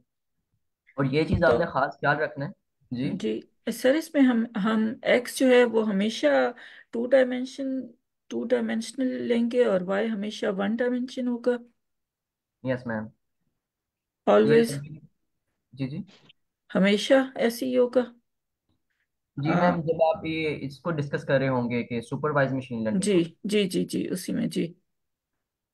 जी तो वो ऐसे ही लेंगे क्योंकि ये असल में लाइब्रेरी की रिक्वायरमेंट है। ठीक है सर, थैंक यू। सर अगर 3 डायमेंशनल लेना हो देन वो किसमें वो इसमें नहीं आएगा? नो मैम, वो 3 डायमेंशनल अगर वो हमें देता भी है तो हमें उसे 2 डायमेंशनल में कन्वर्ट करना पड़ेगा मॉडल प्रिडिक्शन करने के लिए। Okay sir, thank you. और सर वो 2 डायमेंशन कन्वर्ट कर, 3 से 2 डायमेंशन कन्वर्ट करने के लिए भी फिर वही एक्स के थ्रू जैसे आप बता रहे हैं वैसे ही करेंगे? उसके लिए भी अलहदा प्रोसीजर होता है, वो भी नंपाई एरर्स को, नंपाई को यूज करते हुए होता है हमारे पास ना, कि 3 डायमेंशनल को 2 डायमेंशनल में कैसे कन्वर्ट करना है। वो भी इसी के थ्रू होता है। लेकिन यहाँ भी वो डिस्कस नहीं हम करेंगे। असल में वो ठीक वर्क सर। आ जाता है हमारे पास, उसका डीएसए का वर्क आ जाता है अंदर। ठीक है सर। लेकिन अगर आपको करना है तो मैं आपको वो करवा दूंगा, अगर आप में से अगर कोई विलिंग हो या करना चाह रहे हो कि हम 3 डायमेंशनल पे कोई 3 डायमेंशनल डाटा लेके उसको 2 डायमेंशनल में कन्वर्ट करके फिर मॉडल ट्रेन करेंगे। सर वो बाद में देख लेंगे, अभी इसी को कंटिन्यू करते हैं क्योंकि और भी स्टूडेंट्स आ गए हैं तो फिर उनको प्रॉब्लम ना हो ना। हाँ। Okay ma'am, okay. अब एक दफ़ा मैं आपको ये ना अगेन प्रिंट करवा के दिखा देता हूँ कि ये एक्स और वाई हमारे पास किस तरह के दिखते हैं, मतलब कि जब हमने इनको डाटा सेट हमारा किस तरह का है। ये असल में हमने खुद एक छोटा सा डाटा सेट लिया है मॉडल से प्रिडिक्शन करवाने के लिए। ये असल में उसकी शेप है कि वाई जो हमारे पास है ना 1 डायमेंशनल में आएगा, और जो हमारे पास ये होगा एक्स वो हमारे पास 2 डायमेंशनल में होगा। हमेशा जब हम ये इससे डिस्कस कर रहे होंगे। तो उसके बाद हमने पहले सबसे first of all data set को डिवाइड कर लिया एक्स और वाई कंपोनेंट्स में। अब नेक्स्ट स्टेप हमारे पास एक को मॉडल डिक्लेयर करके उसको ट्रेन करके ना आंसर चेक करके फिर ट्रेन टेस्ट स्प्लिट के साथ हम करेंगे। तो मॉडल सबसे पहले डिक्लेयर करने के लिए हमने ना एक लाइब्रेरी इंपोर्ट करनी है from sklearn, from sklearn dot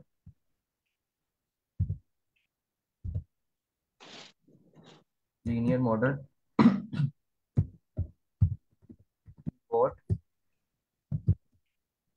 linear.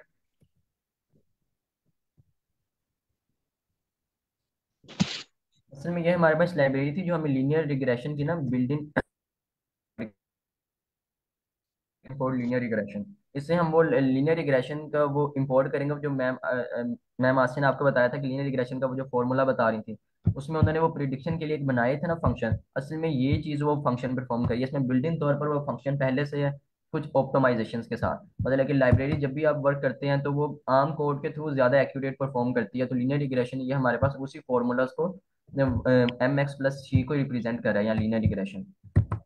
सबसे पहले जब हमने लाइब्रेरी इंपोर्ट कर ली ना तो हमें मॉडल में ना लाइब्रेरी को सबसे पहले किसी वेरिएबल में ना लाइब्रेरी को स्टोर करवाना पड़ेगा या इनिशिएट करवाना पड़ेगा, ये इसका मेथड है लाइक दिस। लेकिन लाइब्रेरी को हमने डिक्लेयर करना है पहले। और आपको बताया गया कि ये फंक्शन के तौर पर वर्क कर रहा है, तो ये ब्रैकेट का तो आपको पता होगा कि जब फंक्शन कॉल करवाते हैं तो इस तरह की एज इट इज ब्रैकेट्स लगाते हैं। तो इससे और हमें क्लियर हो जाता है या कन्फर्म हो जाता है कि लीनियर रिग्रेशन इटसेल्फ एक कोई फंक्शन है लाइब्रेरी में बिल्ट इन बना हुआ है जो हमें कुछ चीज प्रोवाइड कर रहा है। वो चीज क्या प्रोवाइड कर रहा है, वो हमें वो फॉर्मूला प्रोवाइड कर रहा है mx+c वाला। तो मॉडल में हमने सबसे पहले लीनियर रिग्रेशन को ये इनिशिएट करवा लिया। मॉडल हमारे पास अब रेडी है। अब हमने सिंपल ये करना है कि अपने डाटा सेट के साथ मॉडल को फिट करना है। अब जो वेरिएबल हमने लिया था वो command dot fit, dot fit करके हम इसमें अपने डाटा सेट्स देंगे एक्स और वाई जो हमने देना था। ये अरेंजमेंट इनकी यही रहेगी, हमने पहले उसको एक्स प्रोवाइड करना है फिर हमने उसको वाई प्रोवाइड करना है। असल में ये हमारे पास सुपरवाइज मशीन लर्निंग का, तो हम इसमें बहुत एक्स एंड वाई उसको प्रोवाइड कर रहे हैं। मतलब कि लेबल डाटा हमने लिया हुआ है इसमें। हमने उसे बताया कि 1 के अगेंस्ट 6 है, 2 के अगेंस्ट 7 है, 3 के अगेंस्ट 8 है, 4 के अगेंस्ट 9 एंड 5 के अगेंस्ट 10 है। तो मॉडल डॉट फिट कर लेना हमने एक्स एंड वाई के साथ। अब लास्ट जो स्टेप रह गया हमारे पास, सिंपल हमने ना प्रिडिक्शन करनी है कि वो हमें डाटा से प्रिडिक्ट कर भी रहा है कि नहीं। तो प्रिडिक्शन हमारे पास होता है उसके लिए इसकी भी बिल्ट इन कमांड है मॉडल डॉट प्रिडिक्ट। में मॉडल डॉट प्रिडिक्ट की कमांड करी है हमारे पास उसी फंक्शनैलिटी को कॉल करवा रही है जो लीनियर रिग्रेशन हमें प्रोवाइड कर रहा है। Model dot predict. अब मॉडल डॉट प्रिडिक्ट में हम दें क्या, मतलब कि या एक मिनट, यहाँ तक हमारे पास ना डाटा मॉडल हमारे पास ट्रेन हो चुका है। आगे हमने सिर्फ उसकी टेस्टिंग करनी है कि वो वर्क सही कर भी रहा है कि नहीं हमारे पास। ये आप देख रहे हो कि लीनियर रिग्रेशन कह रहे हैं, मॉडल यहाँ ट्रेन हो चुका है। हमने ना अब उसकी टेस्टिंग करनी है कि हमारे डाटा पे तो सही ट्रेन हुआ है। हम रैंडमली बाहर से कोई डाटा देते हैं तो उस पे क्या वो सही वर्क करता है कि नहीं। तो मतलब कि हमें प्रिडिक्शन के लिए वो डाटा प्रोवाइड करना पड़ेगा जिसपे हमने इससे प्रिडिक्शन करवानी। तो फर्स्ट ऑफ ऑल वो डाटा बना लेते हैं। एक्स टेस्ट के नाम से मैं एक न्यू वेरिएबल डिक्लेयर करता हूँ और वही डाटा अगेन आपको बना के दिखाता हूँ। एक्स टेस्ट में हम स्टोर करवाएंगे। हमारे पास आएगा एक्स टेस्ट में। हम आपको पता है कि हम एक्स की वैल्यू ले रहे हैं तो हमने हमेशा क्या यूज करना है कि 2D में लेनी है, क्योंकि हमारा मॉडल भी 2D में हुआ है, ट्रेन हुआ है और वो 2D ही एक्सेप्ट करता है। तो हमने वैल्यूज भी 2D एरे में लेनी है। नंपाई एरे करके हमने यहाँ फर्स्ट A1 ले लिया।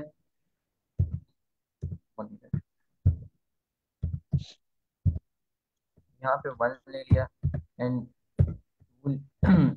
सॉरी, यहाँ पे हम कोई वैल्यू लेते हैं जो हम जिसपे मॉडल ट्रेन नहीं किया। लाइक हम यहाँ ले लेते हैं 12 ले लेते हैं एंड 2 की बजाय हम यहाँ कोई 16 ले लेते हैं। तो अब हमने इस डाटा पे मॉडल को टेस्ट करना है कि मॉडल हमारे पास प्रिडिक्शन कर भी रहा है कि नहीं। अब एक पैटर्न आप लोग खुद देखें, स्टडी करें। 1 के अगेंस्ट 6 पड़ा हुआ है, मतलब कि 5 का डिफरेंस है। 2 के अगेंस्ट 7 है, 5 का डिफरेंस। 3 के अगेंस्ट 8 है, यहाँ भी 5 का डिफरेंस है। 4 के अगेंस्ट 9 है, 5 के अगेंस्ट 10 है। मतलब कि हमने जब 12 लिया है तो मॉडल को चाहिए कि 12 प्लस 5 हमें 17 प्रोवाइड करे।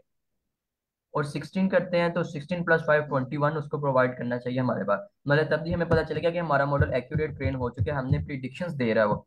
तो अब चेक करते हैं कि मॉडल हमें सही प्रिडिक्ट कर भी रहा है कि नहीं।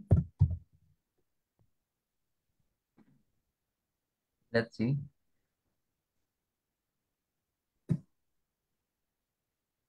तो वो देखा आप लोगों ने कि 12 के अगेंस्ट उसने हमें क्या प्रोवाइड किया, 17। एंड 16 के अगेंस्ट उसने हमें प्रोवाइड किया 21। मतलब कि मॉडल ने हमारा इस पैटर्न को स्टडी किया कि किस पैटर्न के मुताबिक हमने उसे डाटा प्रोवाइड किया था और उसके अकॉर्डिंगली वो प्रिडिक्शन दे रहा है। उसने ये पैटर्न स्टडी किया है लाइब्रेरीज के थ्रू। वो जो फॉर्मूलाज लगे हैं उससे उसको एक पैटर्न मिल गया है। उसने लर्न किया है ये कि हर एक में 5 5 का डिफरेंस आ रहा है। अब आप इसको कोई भी वैल्यू देना तो ये आपको 5 का डिफरेंस देगा। लाइक यहाँ आप 20 लिखते हैं, आप यहाँ सिंगल वैल्यू भी ले सकते हैं। ऐसा नहीं कि डबल इसकी रिक्वायरमेंट नहीं है हमारे पास, लेकिन लेनी 2 डायमेंशनल में ही है आपने। ये रिक्वायरमेंट है इसकी, लेना आपने 2 डायमेंशनल में है डाटा जब भी लेना है। तो ये हमारे पास 5 का डिफरेंस करके 25 दे देगा हमें। तो ये क्लियर है आप लोगों को? इसमें किसी कोई कंफ्यूजन हो आप लोगों को?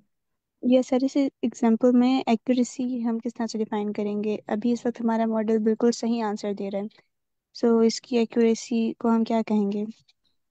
एक्यूरेसी असल में हमारे पास जब हम फाइंड करने पे आते हैं ना तो मॉडल की, तो हम R2 स्कोर यूज करते हैं मोस्टली ना। मैट्रिसेस का काम है ये। वो एक कंफ्यूजन मैट्रिक्स है, उसके थ्रू इसकी एक्यूरेसी करते हैं। ये आंसर सही दे रहा है। इसमें हमारे पास डाटा सेट भी बहुत छोटा सा है तो इसमें एक्यूरेसी फाइंड करने की हमें एज इट इज जरूरत नहीं है। एक्यूरेसी हम फाइंड करेंगे जो हाउसिंग वाला ये आपके पास डाटा सेट देखिए ना आप, इसमें हम एक्यूरेसी भी फाइंड करेंगे जब मॉडल को ट्रेन करेंगे। ये इटसेल्फ एक एग्जांपल के तौर पर लिया था। इसमें एक्यूरेसी की जरूरत नहीं पड़नी हमें ना ऐसे फाइंड करने की, एग्जांपल के तौर पर। जब रियल टाइम डाटा पे अब हमने वर्क करेंगे ना तो हम उसकी एक्यूरेसी फाइंड करेंगे जरूर। Okay sir. ओके। और किसी की कोई कंफ्यूजन हो इसमें? अभी तक क्या किया हमने, किसी को समझ ना लगी हो इसमें?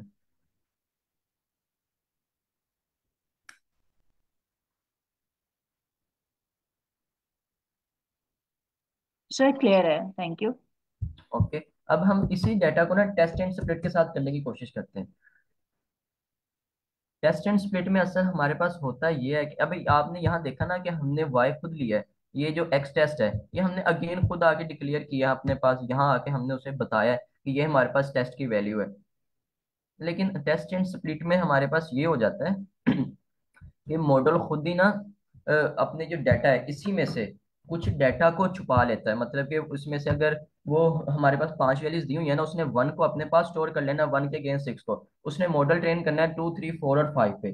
तो जब हम अगेन हम जब चेक करेंगे ना, जब टेस्टिंग करेंगे, हमें खुद से डाटा नहीं देना पड़ेगा। हमारे पास एक टेस्ट डाटा होगा पहले से कि हम वो एक्स टेस्ट का वेरिएबल यूज करके, तो वो हमारे डाटा सेट में से ही वो डाटा उठाएगा और उसमें मॉडल टेस्ट करने के देगा कि आपका मॉडल आप इस डाटा पे टेस्ट करें, ये आपको रिजल्ट देगा। फिर उसके अकॉर्डिंगली हम डाटा मैच करेंगे कि हमारा मॉडल सही रिजल्ट दे रहा है कि नहीं। असल में टेस्टिंग के लिए जब यूज होता है। और इसका जब आप करते हैं ना कि बहुत बड़े डाटा सेट पे काम कर रहे होते हैं, तो आप उसको रैंडमली खुद डिवाइड नहीं कर सकते एक्स और वाई वेरिएबल्स में। आप टेस्ट एंड स्प्लिट यूज कर देते हैं कि ट्रेन डाटा हमारे पास ये रहेगा और कुछ डाटा हमने टेस्ट के लिए छुपा लिया है, कि हम फिर उस टेस्ट डाटा में से इसको डाटा दे के ना देखेंगे कि हमारे पास मॉडल एक्यूरेट ट्रेन हुआ भी है कि नहीं।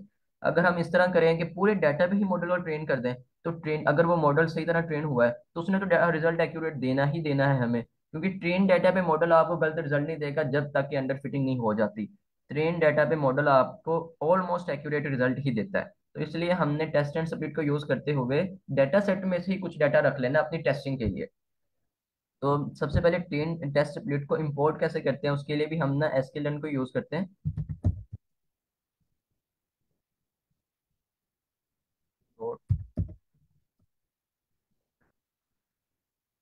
सिलेक्शन और ट्रेन टेस्ट स्प्लिट। ये असल में उसकी कमांड आ गई है कि ट्रेन टेस्ट स्प्लिट हमने यहाँ पे इंपोर्ट कर लेने हैं। अब एक दफा कोड रन करके देखते हैं सही तरह इंपोर्ट हुआ भी है कि नहीं, यहाँ इसमें कोई एरर तो नहीं है, ठीक है ओके। अब हमने ये करना है कि हमारे पास ट्रेनिंग डाटा के वेरिएबल्स पहले लेने हैं और टेस्ट डाटा के मतलब कि वाई के हमने एक्स के सॉरी एक्स के हमने पहले लेने हैं और वाई के बाद में लेने हैं। और एक्स के और वाई के लेने किस तरह के, पहले उसका ट्रेन आएगा फिर उसका टेस्ट आएगा, फिर वाई का ट्रेन आएगा वाई का टेस्ट आएगा। ये मैंने आपको यहाँ पहले भी डिक्लेयर बताया था कि एक्स हमने पहले लेना है हमेशा जो वैल्यू हम उसे दे रहे हैं, जो हम उसे इनपुट दे रहे हैं, और उसके अगेंस्ट आउटपुट क्या पड़ा है जिसपे मॉडल ने ट्रेन होना है, तो वो हमें वाई के साथ इसलिए हम प्रोवाइड करेंगे सिंपल।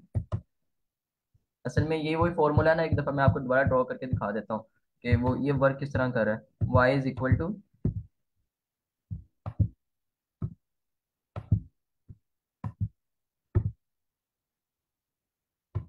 एम एक्स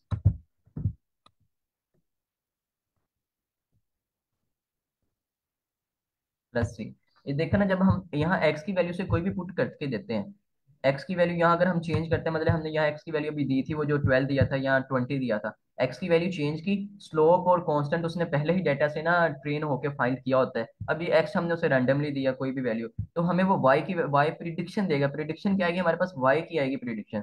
इसलिए हमने पहले एक्स उसे फर्स्ट पे एक्स रखना है जो हमने उसे डाटा प्रोवाइड किया हुआ है जिसपे मॉडल हम ट्रेन कर रहे हैं, और उसके अगेंस्ट आउटपुट क्या पड़ी हुई है सुपरवाइज में वाई, ये हमने उसे ये वाई प्रोवाइड कर दिया साथ, तो उसके अगेंस्ट आउटपुट क्या पड़ी हुई है, इसलिए हमने एक्स पहले रखना है हमेशा और वाई बाद में रखना है। ये चीज़ आप इसको यहाँ याद कर लें या जिस तरह भी आपको एज इट इज होता है आप समझ लें इसको।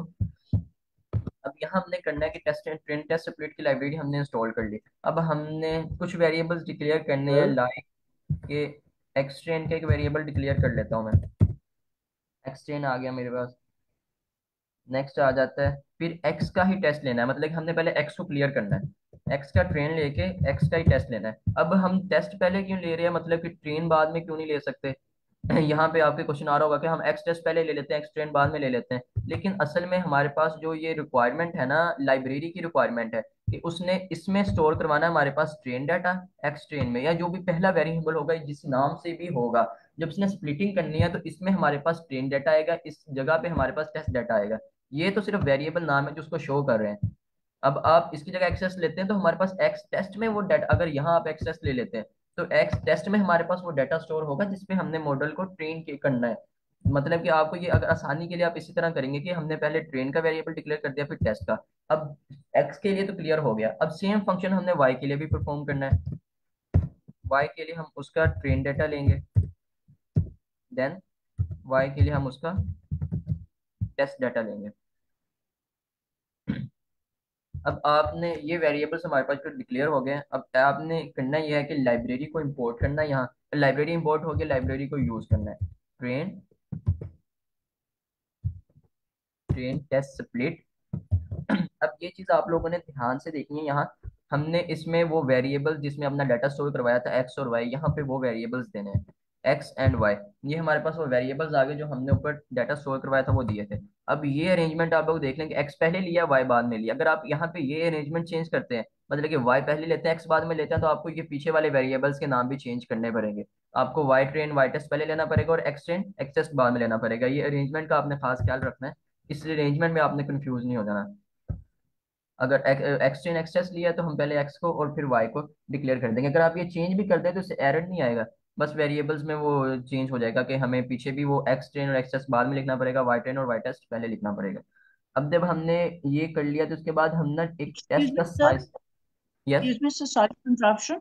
ये मुझे ये तो समझ आ गई कि एक्स ट्रेन और फिर उसका एक्स का उसको टेस्ट लेंगे, पहले ट्रेन किया देन हम उसका टेस्ट लेंगे, X test again Y train and Y test is equal to train test. मुझे ये थोड़ा सा आगे से थोड़ा सा काइंडली एक्सप्लेन कर दीजिएगा, स्किप हो गया। मैम ये ट्रेन टेस्ट स्प्लिट असल में हमारे पास लाइब्रेरी है जो हमने ऊपर इंपोर्ट की है ना। ट्रेन टेस्ट स्प्लिट यहाँ हमने इंपोर्ट किया ऊपर लाइन नंबर 5 में। सॉरी। हमने ये ट्रेन टेस्ट स्प्लिट ऊपर इंपोर्ट किया, हम उसको यूज कर रहे हैं। उसको यूज करने की फंक्शनैलिटी ये है ना हमारे पास, हमने उसको पहले इस तरह कर दिया। वो यूज इस तरह होता है लाइक जैसे कि हम फंक्शन यूज करते हैं सेम ऐसे ही। हम उसके अंदर डाटा प्रोवाइड करते हैं, फंक्शन जाके वर्क करता है, हमें आउटपुट देता है। सेम इसी तरह ट्रेन टेस्ट स्प्लिट लाइब्रेरी का एक बिल्ट इन फंक्शन है जो हम यूज कर रहे हैं। अब उसके अंदर रिक्वायरमेंट क्या है कि उससे दो डाटा सेट चाहिए, एक्स एंड वाई। हमने उसे वो प्रोवाइड कर दिया कि एक्स एंड वाई हमने प्रोवाइड कर दिया। ट्रेन टेस्ट स्प्लिट असल में हमारे पास वो लाइब्रेरी का फंक्शन है जो हमने ऊपर इंपोर्ट की हुई है। क्लियर हुआ मैम आपको? Yes I got that, thank you so much, clear है। ओके, नो प्रॉब्लम है। नेक्स्ट अब हम ना उसका टेस्ट साइज डिक्लेयर करते हैं। ये चीज बड़ी मैटर करती है आपके टेस्ट एंड स्प्लिट में कि टेस्ट साइज आप क्या रख रहे हैं। अब टेस्ट साइज से यहाँ क्या मुराद है हमारे पास? टेस्ट साइज से मुराद है कि हमने अपने डाटा में से कितना डाटा टेस्टिंग के लिए रखना है। मतलब कि हम सारा डाटा तो नहीं रखेंगे। अब हम यहाँ जो मोस्टली यूज करते हैं 0.2 यूज करते हैं टेस्ट साइज। इससे मुराद ये है कि 80% डाटा हमारे पास वो रख लेगा अपने पास ट्रेनिंग के लिए जिसपे मॉडल ट्रेन होगा। और हमारे डाटा में से 20% डाटा जो होगा वो हमें देगा। वो हमें देगा टेस्टिंग के लिए, वो टेस्टिंग के लिए रख लेगा। टेस्ट डाटा से यहाँ सिर्फ ये मुराद है कि वो डाटा वो मॉडल ने पहले बिल्कुल नहीं देखा होगा, उस डाटा पे मॉडल ट्रेन नहीं हुआ। वो एक अननोन सा डाटा, जैसे हम खुद से डाटा इंटर करते हैं ना, जैसे भी करके दिखाया था 20 और 12। टेस्ट में भी उसी में अपने अंदर वो डाटा वही स्टोर करेगा। मॉडल हमारे पास सिंपल ट्रेन होगा एक्स वो ट्रेनिंग वो उस पे ट्रेनिंग डाटा पे एक्स ट्रेन और वाई ट्रेन पे ट्रेन हो जाएगा। टेस्टिंग डाटा पे मॉडल ट्रेन नहीं होगा हमारे पास। ये चीज आपको क्लियर हुई? जी सर, क्लियर है। ओके, बस यस सही, क्लियर, ये जी। क्लियर है sir, thank you so much, clear है। ओके, रैंडम स्टेट असल में हमारे पास कोई इसका एज इट इज फंक्शन है या कोई खास फंक्शन परफॉर्म नहीं करती। इसके अंदर आप कोई भी वैल्यूज रख सकते हैं। रैंडम स्टेट को ना चेंज अपने अकॉर्डिंगली चेंज कर सकते हैं। 40 रख लें, 38 रख लें, 42 रख लें। इसके एज इट इज यहाँ कोई फंक्शन नहीं है या इसके चेंज करने से कोई खास फर्क नहीं पड़ता। ये रैंडम स्टेट आपने खुद ही डिक्लेयर करनी है, जो आपका दिल करता है वो आप रख सकते हैं यहाँ पे। अब मॉडल असल में एक्सक्यूज मी सर, यहाँ रैंडम स्टेट से क्या मीनिंग है? रैंडम स्टेट असल में ये मॉडल कोई ना इसकी बिल्डिंग को माने टेस्ट एंड स्प्लिट की, इसका कोई खास फंक्शन नहीं है यहाँ पे रैंडम स्टेट का। ठीक मतलब कि सर। अगर कोई ऐसा एज इट इज फंक्शन नहीं है या कोई ये फंक्शनैलिटी खास परफॉर्म नहीं कर रहा जो मैं बता सकूं वैसे। अगर और किसी अगर हम भी इसे मॉडल यहाँ में है ना कोई रखें तो जी रैंडम स्टेट को अगर हम यहाँ ना रखें फिर उसके बाद क्या होगा? चेक कर लेते हैं। हम इसको रखें ना अभी मॉडल ट्रेन करके फिर हम इसको हटा के देख लेते हैं। और इसकी वैल्यू चेंज करके भी आपको मैं दिखाऊंगा कि इससे क्या फर्क पड़ रहा है या कुछ फर्क पड़ भी रहा है कि नहीं। ठीक है। जी। ओके। अब अगले स्टेप सारे वही हैं, बस हमने जहाँ एक्स और वाई पे ट्रेन किया था ना अपने मॉडल को हमने इसकी बजाय हमने ये करना है कि हमने ट्रेनिंग अब किस पे करनी है। मॉडल डॉट फिट असल में हमारे पास ना वो ये स्टेप था कि हमने डाटा सेट के साथ रिलेट करना अपने मॉडल को या उस मॉडल पे ट्रेन करना है। ये सिंपल ट्रेनिंग के लिए यूज होता था मॉडल डॉट फिट। तो अब हमने इसको ट्रेन करना है X train and Y train पे। क्योंकि हमने डाटा स्प्लिट कर लिया टेस्ट और ट्रेन में। तो अब हमारे पास मॉडल हमारे पास ट्रेन होगा एक्स एंड वाई ट्रेनिंग पे।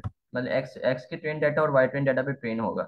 अब जो टेस्ट डाटा होगा मतलब कि मॉडल से वो बिल्कुल ही सेपरेट हो गया, मॉडल ने उसको कभी देखा ही नहीं। तो यहाँ तक मॉडल हमारा प्रिपेयर हो गया।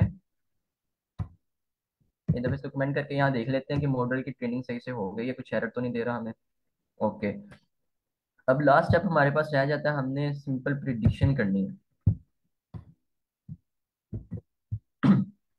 प्रिडिक्शन इस तरह करनी है कि प्रिडिक्शन करने से पहले मैं आपको एक चीज दिखा दूं कि हम प्रिडिक्ट जिस पे वैल्यू कर रहे हैं वो असल में हमारे पास है क्या। मतलब कि एक्स टेस्ट ही लेना ना हमने प्रिडिक्शन करने के लिए। अभी आपको बताया था कि एक्स टेस्ट हम उसे मॉडल को देंगे और मॉडल वाई टेस्ट हमें खुद प्रोवाइड करेगा।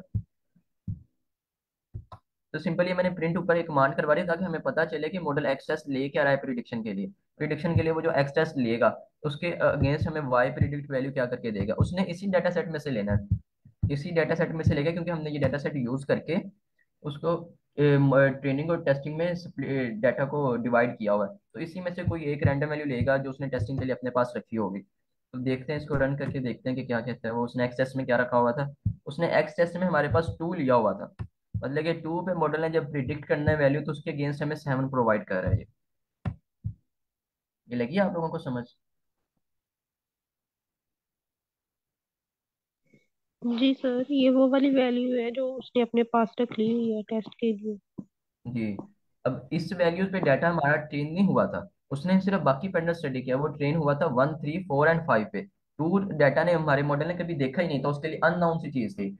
तो हमने आसानी के लिए एक्स टेस्ट का एक वेरिएबल ऊपर पहले बना के टेस्ट एंड स्प्लिट के थ्रू ना एक्स टेस्ट में कुछ डाटा स्टोर करवा दिया था हमारे पास, ताकि उस पर हम टेस्ट कर सके कि मॉडल एक्यूरेट चल भी रहा है कि नहीं। तो सिंपल इसने यही वर्क परफॉर्म किया है हमारे पास। जी, ये लाइब्रेरी हमारे पास असल में ये दो वैल्यूज खुद कैलकुलेट कर रही है। ये लास्ट वीक मैंने असाइनमेंट भी दी थी आपको कि अगर लाइब्रेरी के बगैर कैसे करना है। तो मैम आसिया ने वो बहुत अच्छा किया, बहुत अच्छे से एक्सप्लेन भी किया मैम ने कि उसको वैल्यूज किस तरह कैलकुलेट करने, उसके पीछे फॉर्मूलाज क्या लगे थे। तो जो उन्होंने फॉर्मूलाज आपको एक्सप्लेन किए थे ना कि स्लोप कैसे फाइंड की थी और इंटरसेप्ट कैसे फाइंड किया था, असल में वही काम किया था वो लाइब्रेरी खुद करी है यहाँ। वरना हम अपने पास से भी कर सकते हैं, उससे क्या कहते हैं कि फॉर्मूलाज के थ्रू भी कर सकते हैं। लेकिन लाइब्रेरी जब रिजल्ट प्रोवाइड करती है वो थोड़ा ज़्यादा ऑप्टिमाइज करती है, तो इसके लिए लाइब्रेरी भी हमें एक्यूरेट आंसर देती है। इसलिए लाइब्रेरी हम लार्ज डाटा पे लाइब्रेरी यूज़ करते हैं, हम वो फॉर्मूलाज के थ्रू नहीं कर सकते जब हमने रियल टाइम प्रोजेक्ट करने होते हैं। तो आप सबको ये क्लियर है? किसी का कोई क्वेश्चन हो, किसी किस्म की क्यूरी हो लास्ट लेक्चर्स के रिलेटेड या अब तक जो हमने पढ़ा है, यहाँ तक किसी की कोई क्यूरी हो? सर, ये जो हमने 20% टेस्ट डाटा रखा है, ये हमारे डाटा में से कहीं से भी हो सकते हैं, लाइक बिगनिंग से भी 20% हो सकता है, या फिर एंडिंग से भी हो सकता है, या फिर मिडिल में कहीं से भी हो सकता है, या फिर इसकी यस कोई ये। खास, जी जी। या फिर ये कोई खास स्पेसिफाइड है कि ये आखिर से ही होगा या शुरू से ही होगा। नहीं नहीं नहीं, क्या ये वो खुद मॉडल से, खुद देखता है। तो यही मेरा पॉइंट था कि क्या वो खुद से सिलेक्ट करेगा या हमने तो उसे जस्ट दे दिया, 80-20 की रेशो दे दी।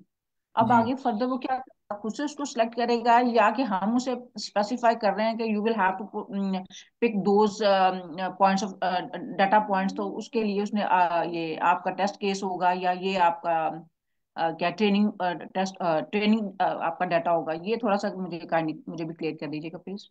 जी जी, ये मॉडल असल में खुद करेगा, वो कोई भी रैंडम से अंदर से ना डाटा उठाएगा। जहाँ से उसने स्प्लिटिंग करनी होती है ना, तो वो खुद ही स्प्लिट करके ना कुछ भी कुछ कोई भी अमाउंट में डाटा उठा लेगा। अगर मैं यहाँ ड्रॉ करने की कोशिश करता हूँ एक, अगर मुझसे होता है तो लेट्स सी के यहाँ पे कुछ बॉक्सेस बना लेता हूँ, ये आ जाते हैं हमारे पास।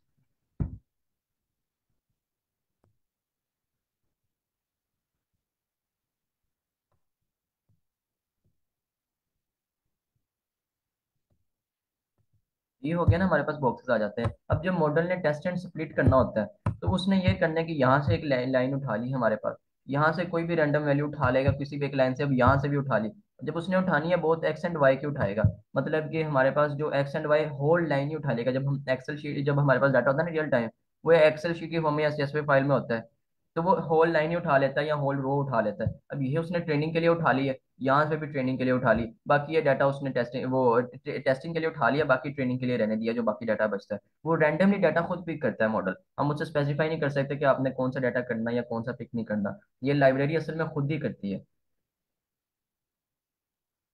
थैंक यू सर मोस्ट ना। ये असल में थैंक यू। लाइब्रेरी जब भी ये वर्क करेगी ना, ये दरमियान से डाटा उठाती है, ना ज्यादा लास्ट से उठाती है ना ज्यादा शुरू से उठाती है। अंदर से जाके उठाते, अगर 1000 लाइन्स का आपके पास डाटा है ना, तो ये आपके पास 200 लाइन पे जाके कहीं से जाके ना डाटा पिक करेगी। इसकी लाइब्रेरी की कोई अपनी रेशो होगी जिसके अकॉर्डिंगली ये पिक करती है, लेकिन मोस्टली मैंने ये खुद नोटिस किया है कि ये डाटा हमारे पास, अगर मैं 1000 लाइन का डाटा सेट दे रहा हूँ इसे, तो ऑलमोस्ट ये 200 लाइन के आसपास जाके ना डाटा उठाती है, और एक रेंज में उठाती है। मतलब कि अगर 100 200 से शुरू किया ना, तो 317 तक इसने टेस्टिंग के लिए रख लिया है, ऊपर वाला डाटा भी ट्रेनिंग के लिए और नीचे वाला भी ट्रेनिंग के लिए। सर, ये रैंडम स्टेट का क्यों बताया आपने? 42 जो लिखा हुआ है। मैं ये वही रिमूव करके भी देखने लगे कि इससे कोई इफेक्ट पड़ता है कि नहीं, लेकिन एज इट इज यहाँ इसका कोई फंक्शन नहीं है। मैंने इसका काफी देखने की कोशिश की थी, लेकिन एज इट इज मुझे इसका कोई फंक्शन नहीं मिला।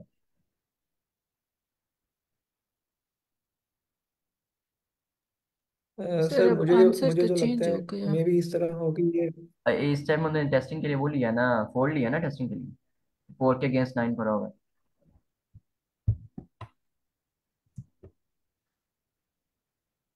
देख रहे हैं आप लोग ये, क्योंकि टेस्टिंग कर रहा है ना वो मॉडल, आपने रैंडमली पिक कर रहा है अंदर से वैल्यूज। तो सर 3 और 8 ये क्या हैं अब?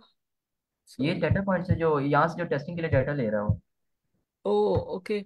सो एक्स से उसने 3 लिया है, और जो नंबर 8 है, ओके, वो वाई से। अगेंस्ट 8 हमने स्टोर करवाया हुआ था ना, ये टेस्टिंग के लिए यूज ओके। कर मतलब कि हर दफे एक रैंडम सी वैल्यू उठा रहा है वो, 5 के अगेंस्ट ओके। 10 ले रहा है इस तरह। ओके ठीक सर। Thank you. तो आपने वो देखा ना कि रैंडम स्टेट के बगैर भी कर सकते हैं, इसका एज इट इज मुझे फंक्शन मिला नहीं कोई। इसकी वैल्यूज भी मैंने डिफरेंट पुट करके देखी है, लेकिन मॉडल पे कोई इफेक्ट नहीं पड़ रहा होता इसका, रैंडम स्टेट का। मतलब कि एक नॉन एसेंशियल चीज है सर अगर आप। मुझे मुझे जो लगता है, जी जी।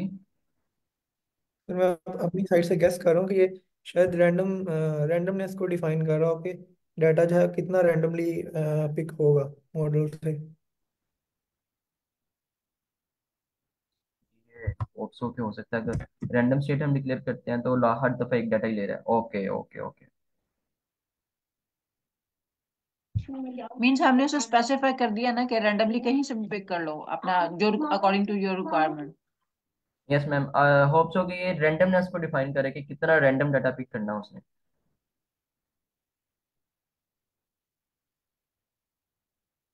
ओके। एंड किसी और को भी क्वेश्चन हो, वरना हम क्लास एंड करते हैं। फिर यहीं पे कल एक वो रियल टाइम हाउसिंग का ये जो डाटा था, इस पे वर्क करके हम प्रिडिक्शंस करने की कोशिश करेंगे और रियल टाइम सर डाटा पे। जी सर सर रैंडम स्टेट के साथ हम कोई सा भी नंबर ले सकते हैं? जी, आप ले सकते हैं, जैसे कि मैं यहाँ 52 डिक्लेयर कर देता हूँ, लाइक जी। दिस। ओके। तो इसका कोई फिक्स नंबर नहीं है? नो नो नो, ये आप पे डिपेंड करता है आप किस तरह इसको कहते हैं। ठीक सर। Thank you. मेरे ख्याल से मैम 1 से 100 तक होगा कि रैंडमनेस 1 से 100 तक। तो अगर हम रैंडमनेस कम लेंगे तो ये होगा कि डाटा जो है वो मतलब कुछ पॉइंट्स ही स्किप होंगे, और अगर हम 100 कर देंगे तो डाटा कभी जीरो शुरू वाली वैल्यूज ले रहा होगा और कभी एंड वाली, तो इस तरह से। अगर आप वो रैंडम स्टेट डिक्लेयर नहीं करेंगे ना, तो वो डाटा खुद सेलेक्ट करेगा हर दफा जब कोड रन करेंगे ना, एक न्यू टेस्ट डाटा आएगा आपके पास। ठीक सर। किसी और का कोई क्वेश्चन हो इसमें?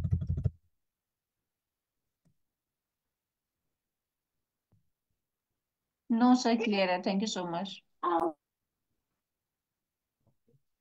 तो फिर आज का सेशन एंड करते हैं यहीं पे। अगर किसी का कोई क्वेश्चन हो आप लोग स्लैक में पूछ सकते हैं मुझसे, या किसी को कोई समझ ना लगी हो तो आप लोग क्वेश्चन कर सकते हैं। लेकिन लाजमी किया करें, अगर कोई चीज़ समझ नहीं आती तो आप लोग लाजमी इसके मतलब क्वेश्चन किया करें, इसी तरह आपकी लर्निंग होगी। और जो मैं आपको करवाता हूँ, आप जब तक इसकी प्रैक्टिस नहीं करेंगे ना, आपको ये क्लियर नहीं होगा। तो प्रैक्टिस लाजमी, आप लोग लाजमी इसकी प्रैक्टिस करेंगे तो आपको ये कोडिंग आएगी। वरना उसके बगैर सिर्फ देखने से या इस तरह समझने से आप कंसेप्ट आ सकता है, कोडिंग नहीं आ सकती। तो आपको ये खुद प्रैक्टिस करना पड़ेगा, तब भी आपको आएंगे। सर सर इसकी एक रिकॉर्डिंग भी मिल जाएगी हमें, ये आज की लेक्चर की? जी जी, आज का फेसबुक पे लाइव था लेक्चर, या आपको इसकी रिकॉर्डिंग में मिल जाएगी। ठीक। Thank you. सर एक क्वेश्चन है। सर ये जो अभी हम आप बात कर रहे हैं कि हमने ये जो रियल वर्ल्ड जो डेटा है आपने वो लिया हुआ है, तो सर इसका कोई स्पेसिफिक सोर्स है या आपने कहाँ से लिया है? असल में मैंने कैगल से उठाया है। ये मैं ज़्यादा मोस्टली डाटा ना कैगल से लेता हूँ इसका ना, मैं जब भी कोई मॉडल ट्रेन करना होता है, क्योंकि वो मुश्किल काम होता है कहीं से डाटा सेट उठाना और सही वाला उठाना। तो कैगल एक प्लेटफॉर्म है डाटा साइंस के रिलेटेड, काफ़ी प्लेटफॉर्म है, इसके कंपटीशन भी हेल्ड करवाता है। और इंटरनेशनल सर्टिफिकेट की इसकी काफ़ी वैल्यूज़ भी हैं, अगर आप कैगल से सर्टिफिकेशन लेते हैं ना, इसकी काफ़ी वैल्यूज़ हैं। तो कैगल से मैं डाटा सेट उठाता हूँ, वहाँ लार्ज अमाउंट में डाटा सेट्स पड़े हुए हैं कैगल पे पहले, तो वहाँ से लिया है मैंने ये। सर एक और क्वेश्चन है, वो भी थोड़ा सा जनरल है। सर मुझे एक डिफरेंस बता दें, ये जो हम डॉट CSV फाइल बनाते हैं और डॉट TXT फाइल बनाते हैं, सर इसमें क्या डिफरेंस है? डिफरेंस मैम असल में सीएसवी और एक्सेल में आता है, मतलब कि एज इट इज अगर सीएसवी फाइल को ओपन करते हैं ना, ओपन तो वो एक्सेल में ही होती है। लेकिन जब जब हम वो क्या कहते हैं कि मॉडल ट्रेन करते हुए जब सीएसवी फाइल लेते हैं, एज इट इज हमारे पास एक्सेल में वर्क कर रही होती है, लेकिन ये होता है कि एक्सेल फाइल में हमारे पास बॉक्सेस होते हैं। हम वो मॉडल पर डायरेक्ट ऐसे ट्रेन कर ही नहीं सकते, मतलब कि जैसे बॉक्सेस के फॉर्म में एक्सेल में डाटा अरेंज होता है। सीएसवी फाइल ये होती है कि एक्सेल का एक वर्जन है जिसमें डाटा कॉमास के साथ सेपरेट किया होता है, मतलब कि हर कॉलम कॉमास के साथ सेपरेट किया होता है। असल में ये फर्क आ जाता है इसमें सीएसवी में और एक्सेल में हमारे पास। Thank you so much sir. No problem.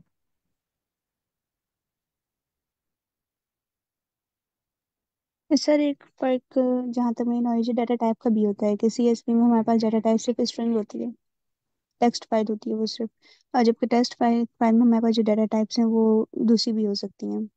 TXT की जो एक्सटेंशन है उसमें डाटा टाइप्स दूसरी भी हो सकती हैं, जबकि सीएसवी में हमारे पास ओवरऑल सिर्फ स्ट्रिंग होता है। नो नो नो, सीएसवी में हम ये भी डिस्कस करेंगे कि सीएसवी में ये कंडीशन नहीं है कि हमारे पास सिंपल स्ट्रिंग हो। हम इंटीजर्स भी ले सकते हैं और इंटीजर और स्ट्रिंग मिक्स भी ले सकते हैं। Okay sir.